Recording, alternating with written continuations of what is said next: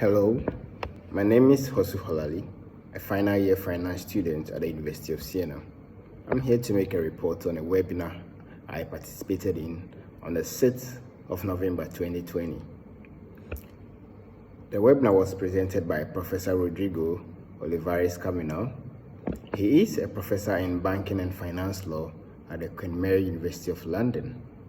He captioned his presentation as a tale of two crises, where he sought to talk about the great financial crisis of 2007-2008 and then the COVID-19 triggered crisis of 2020, which is still ongoing. In his submission, he spoke about the three pillars. He also touched on the EU bank recovery and resolution. There is one interesting thing he spoke about, which I want to address in my report. That is the debt service suspension initiative and the fact that the DSSI is not enjoyed by everyone.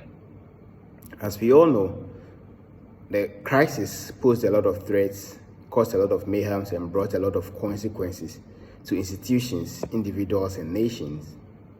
As such, leaders of international organizations has to come up with measures to cushion them from such consequences.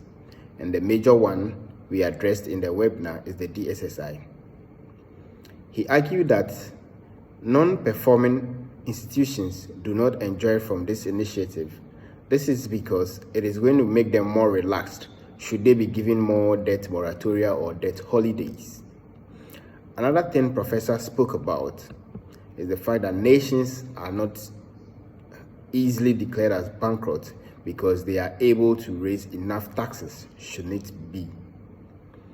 In conclusion, I would like to say generally, the webinar was very informative and educative, and as a student of international banking and financial regulations, it has added a lot of insight.